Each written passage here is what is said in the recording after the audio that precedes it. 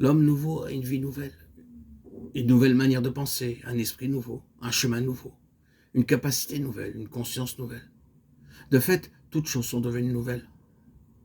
Cet homme nouveau, régénéré, viendra réaliser de plus en plus que Dieu fait les choses différemment des hommes, de l'homme qui marche non selon l'esprit, mais selon la chair. Et quelle chose différente Dieu fait.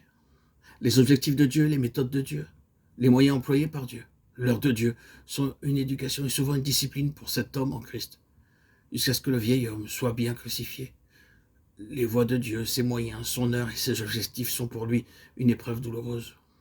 Et soit il se révoltera et abandonnera, soit il descendra dans les profondeurs voulues par Dieu. Mais en tout cas, il sera amené à voir que l'intention de Dieu, lui, l'homme naturel, doit aller à la croix, ou d'une manière concluante. Dieu l'a mis en Jésus, l'homme représentatif, le Christ.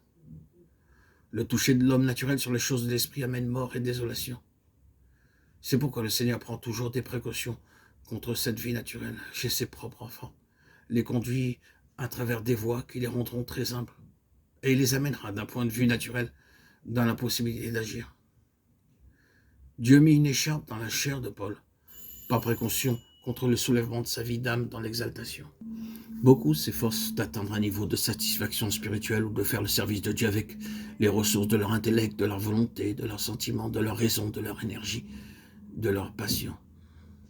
Mais tout cela n'est pas agréé pour le service. Il faut qu'il y ait l'homme nouveau.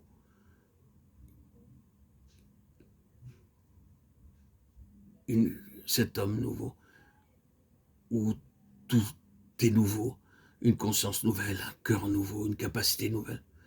Toutes choses sont devenues nouvelles. Le vieil homme a été crucifié, les voies de Dieu, ses moyens, son heure et ses objectifs sont pour lui une épreuve douloureuse.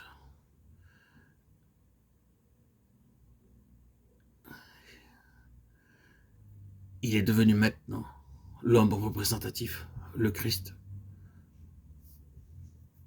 Et il peut annoncer comme Paul, j'ai été crucifié avec Christ. Ce n'est plus moi qui vis, c'est Christ qui vit en moi. Galates 2:20. De même que dans l'Ancien Testament, l'huile sainte d'onction ne devait pas être appliquée sur la chair de l'homme. De même, dans ce temps du régime de l'Esprit, le Saint-Esprit, symbolisé ici par l'huile, ne sera jamais autorisé à venir sur la chair non crucifiée. Le calvaire précède la Pentecôte dans l'histoire et dans l'expérience. Une vraie révélation de l'inutilité de l'homme naturel aux yeux de Dieu a toujours été un prélude nécessaire pour l'onction en vue du service. Le « je ne peux pas » de Moïse, le « malheur à moi » d'Ésaïe, le « je ne suis qu'un enfant » de Jérémie, le « je suis un homme pécheur » de Pierre, le « ce qui est bon n'habite pas en moi » de Paul sont typiques de tous ceux qui ont été appelés par Dieu. Ces expressions résultent de l'application dans leur vie de la vraie signification de la croix. Et cependant, ils étaient des enthousiastes religieux dévoués à Dieu dans leur âme.